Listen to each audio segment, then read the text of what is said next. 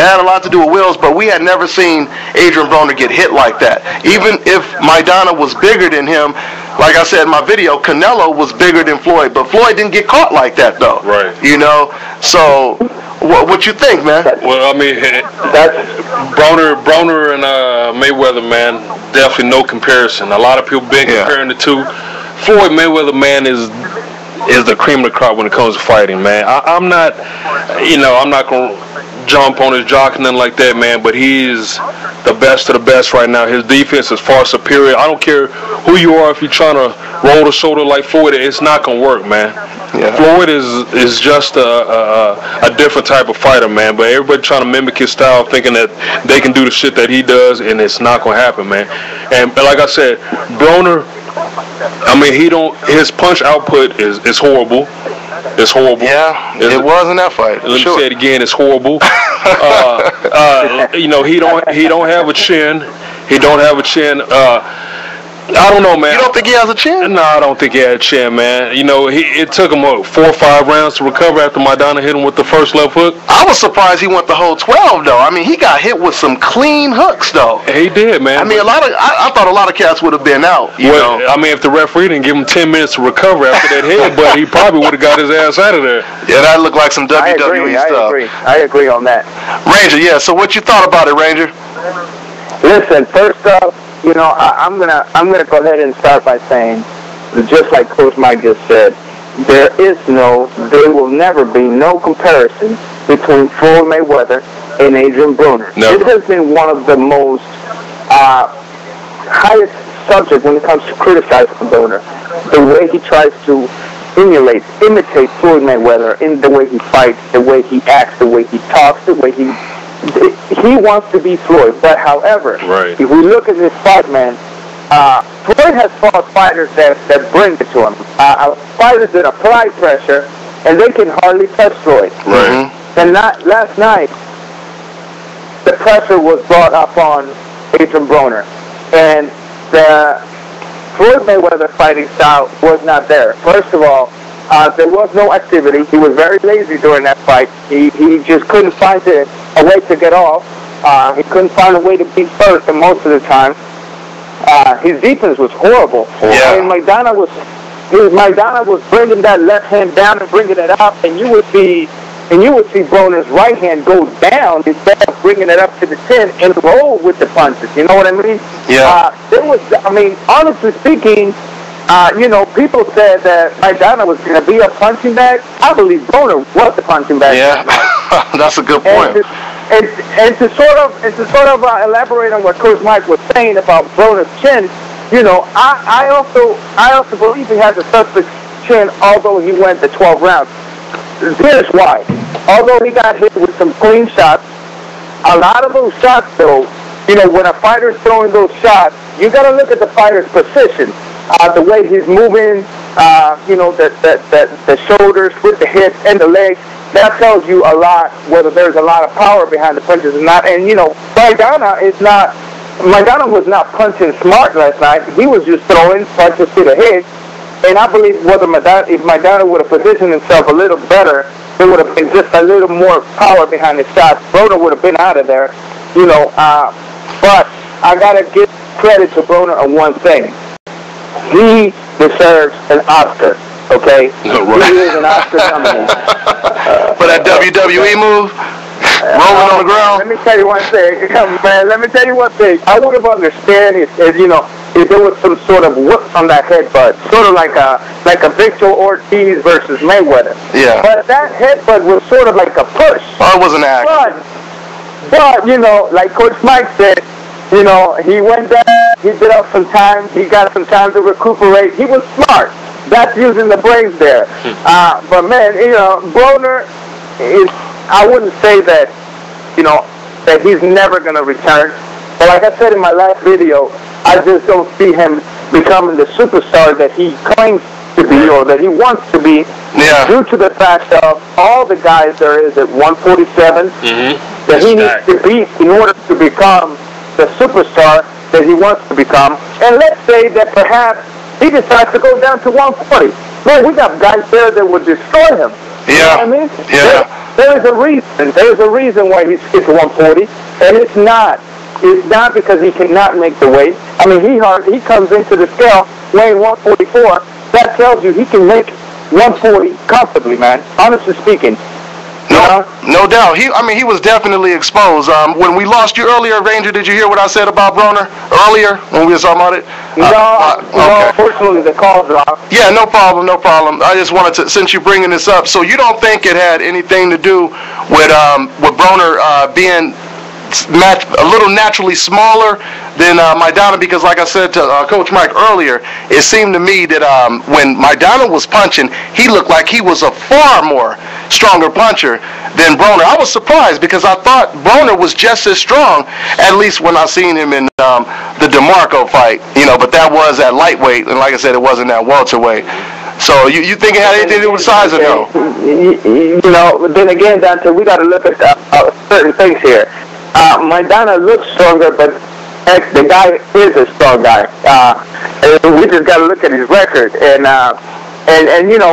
Broner, I compared him last night in my videos, sort of like to a Juan Manuel Lopez, guys that were able to make a very low weight division.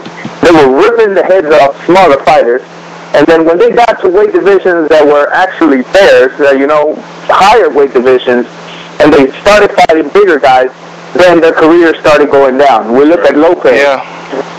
He moved up, and then he was never the same. Right. We look at Nonito Donaire. He moved up to 122, and honestly speaking, I didn't think, even at 118, I saw him lose to Narvaez.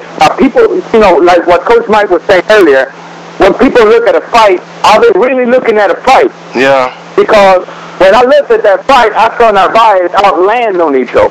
When he moved up to 122 and fought Wilfredo Vázquez Jr., I did not see Nonito win that fight. And goes up against other fighters, and then he meets Takagi, and he's totally lost. Now we see it in Maidana. Maidana moves up to 126. No longer is he fighting smaller guys. Now he's fighting guys that are up there. He gets knocked out in the first round. And now we see it in Broner moves up to 147, loses to Paulie Malignaggi, and now gets pretty much beat the hell up by Maidana. And not to mention that, in my opinion, Broner should have lost versus Quintero earlier in his career, and he should have, maybe a draw, maybe a loss versus De Leon. That's all I got to say, man. Call it hate if you want, but that's just how I feel. No, it's the truth. So we got a call coming in right now. Okay, they hung up. They were calling in right now, but we'll get that later on. So yeah, man. So you think he on that basic? He's on that bus with Nonito Donaire when it comes to being overrated, right? I honestly do. And one of the advices I gave. Okay, we got that call back. Not to cut you off, Ranger. It just dropped again. Okay, my bad. Go ahead, Ranger. Somebody on that Boost Mobile phone. Oh, man. Hey, honestly speaking, though, I think Broner should really take boxing a little more serious. Yeah. To diet a little bit. I honestly believe. I mean, we look at Tim Bradley. Yeah. Tim Bradley goes into vegan diet to become this very shredded fighter, full of energy. And, Tim Bradley ain't a lazy fighter. No. Tim Bradley, when he fights, man, it's 12 rounds going at it. I think if Broner goes into a very strict diet, a diet that is healthy for him, if he can pull off 135 again, to where he can still beat on smaller guys, I believe he gains the man, and then be very careful when he makes the move to 140. Who's still young though, man? That's the thing, man. Broner can afford to take his time. You know what I mean? But I think I feel like he wanted to run before he learned. All right. And he stopped. Yeah. Like I said, we got the call again. Call in right now? All right, go ahead. Caller, you on the air? Yeah, can you hear me? What's going on? Is this thanks for having me. What's going on, man? Yeah, I want to talk about, since y'all talking about the Broner topic, I want to bring up, Broner is the new Beto. He's not the new Donaire. I think he's going to be the new Beto because he has heart. Yeah. But you know, he lacks some serious skills. I remember his fight with Reese at 135. You know, the kid was touching him to the body, to the head with overhand punches, and he want to do the shoulder roll thing, but he doesn't roll all the way down like Floyd Mayweather does. See, the shoulder roll is very dangerous. The finisher of defense is very dangerous. And somebody like, you know, Broner, he was getting caught with a lot of punches by Reese. It's just Reese didn't have the power to hit him, you know what I'm saying? Yeah. And then after that, he took him out with his physical ability. So I was like, at that moment, I was like, once he fights somebody who's physically tougher than him, you know, he might lose to him. I didn't think Maidana was going to be the one because I thought Maidana was vulnerable. You know, yeah, but, you know, I thought somebody like Nafis would have knocked him out. See, like, with Broner, you know, to use the finisher of defense is either going to make you a better defensive fighter or even makes you, you know, get you knocked out because, you know, you need to have good vision to use the finisher of defense to see what's coming at you. You need to have reflexes, you know, like, you know, we're talking about Muhammad Ali, Roy Jones, Prince Nassim Muhammad, even Gamboa. They got good reflexes, but Floyd Mayweather has good reflexes using his defense, you know, as far as, you know, rolling the punches and stuff like that. And you have to have footwork to come with it too. Hey, Arab. Yeah. We're going to come back because we want to get you a little bit more clear on the audio, and we're going to go on a break, all right? So we're going to continue where we left off, all right? All right, guys.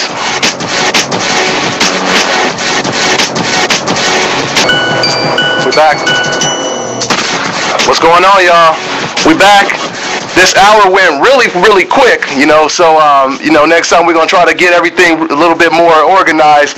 But everybody who tuned in, thank you. And I'm going to go ahead and introduce you guys right now to Timothy Lee. This dude right here is number 2 in the nation, and he's getting it in, man. So let me ask you, welcome to the show, man. Welcome to the show. How you doing? All right. So, Tim, basically, the first thing I want to ask you, man, is how long you been boxing? When did you start, man? I started at age 13, and my grandfather, he always used to have me punch his hands when I was about 7 years old, and I just grew up, you know, fighting with my grandfather, and then I just had the passion for it, and I fell in love with it.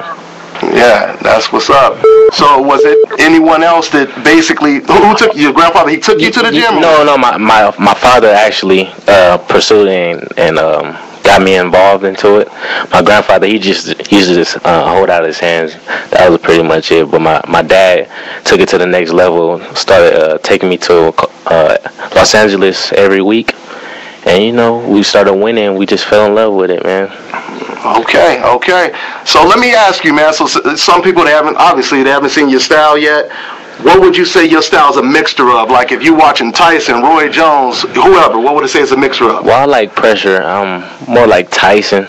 I like, you know, Tyson, Tommy Hearns.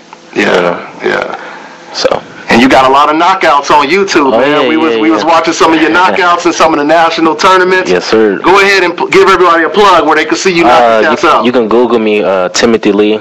It'll pop up, and you can follow me on Instagram at Spotlight with 2 T's at the end. So SPOTLIGHTT. And, you know, I'll be on Instagram, you know, giving people updates on when I have fights and when I'm going out of town to compete for tournaments. All right, well, go ahead and tell them what you got lined up right now, because you got something coming up. Oh, yeah, the USA Nationals fighting for the #1 spot at 152 pounds. And we got 1 minute left, guys. So in the elite division, so everybody, you know, keep your eyes out for that. And that's the next big thing for us. Are they going to stream that? Because I know sometimes USA Boxing, they stream it live, right? Yeah, USABoxing.org. I think it's a small fee, but it's USABoxing.org. January 18th to January 25th. That's when they'll be airing it. That's what's up. Well, like I said, since we only got a couple seconds left, I want to go ahead and say thanks for everybody watching. Thanks for my host coming in, Ranger, my special guest, Mike Newson, Timothy Lee.